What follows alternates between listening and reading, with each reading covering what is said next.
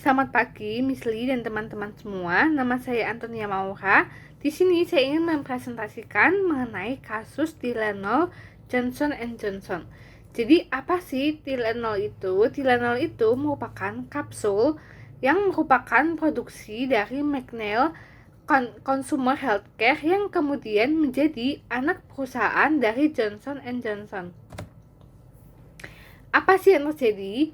Yang terjadi adalah pada tanggal 30 September 1982 di Chicago, Amerika Serikat, Johnson & Johnson mengumumkan adanya 4 korban tewas setelah mengkonsumsi kapsul Tylenol yang telah dicampur dengan cyanida. Korban tersebut bernama Mary Kellerman, seorang anak berusia 12 tahun dari Illinois, disusul oleh Adam Janus yang meninggal tak berselang lama dengannya. Kakak Adam yang bernama Stanley dan istrinya Teresa yang meninggal setelah mengurus pemakaman Adam dan mengonsumsi obat yang sama. Kemudian, dan 2 hari kemudian, terdapat 3 korban lainnya, yaitu pertama Mary McFarland dari Elmhurst, Illinois, kedua Paula Prince dari Chicago, dan yang ketiga adalah Mary Rainer dari Winfield yang juga tewas dengan sebab yang sama. Kemudian diinvestigasi lebih lanjut dengan cepat menemukan hubungan antara produk yang saat itu merupakan produk kesehatan terlaris dengan kematian 7 korban. Kemudian, kemasan produk yang berasal dari pabrik berbeda-beda dan korban tewas yang semuanya berasal dari daerah yang sama, yaitu Chicago.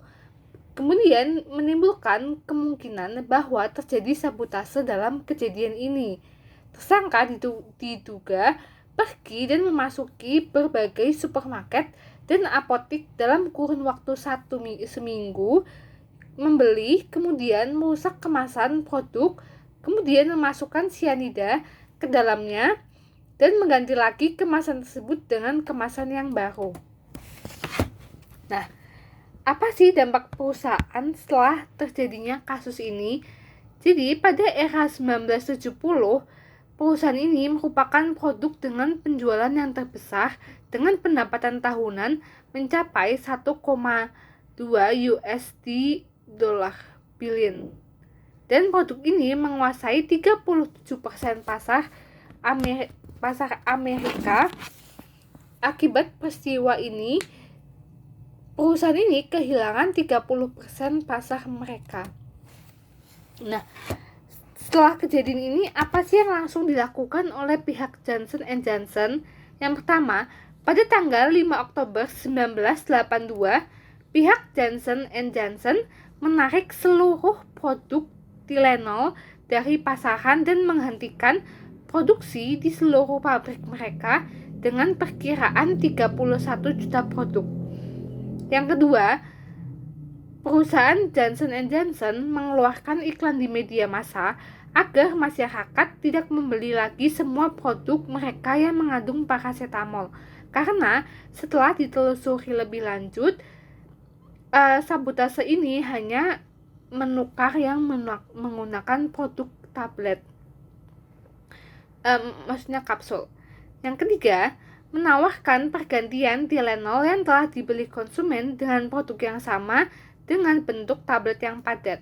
Keempat, perusahaan ini terbuka dengan media dan selalu update, dan pemiliknya pun dia selalu memberikan update dan selalu dia tuh terlibat dalam media untuk memberikan update lebih lanjut tentang kasus ini gitu. Yang kelima,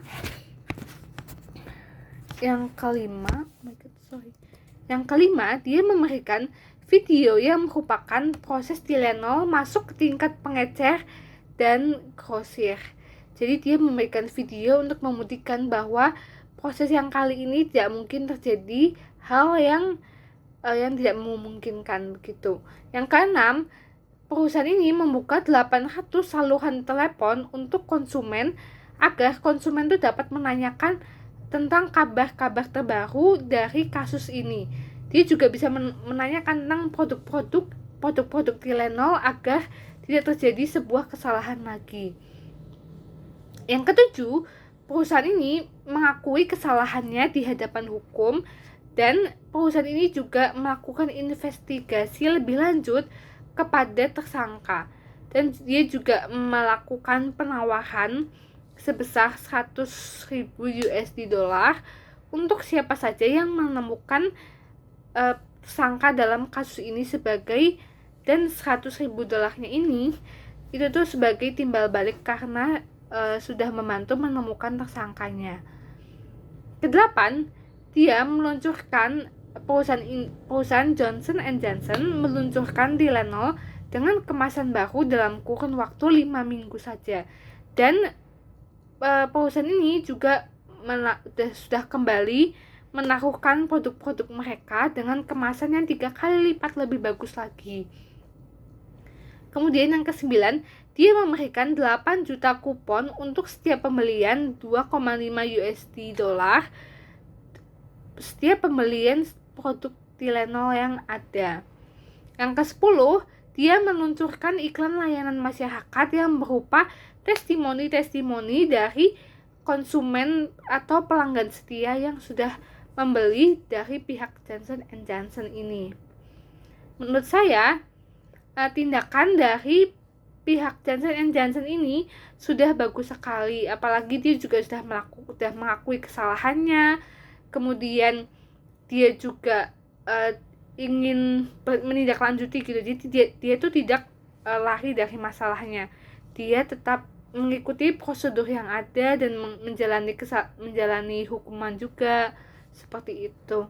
Dan dia juga bagus karena dia dapat mengembalikan kepercayaan konsumen lagi, karena dia sudah memberikan semua usaha yang bisa mereka lakukan dan membuat konsumen percaya lagi. Terima kasih.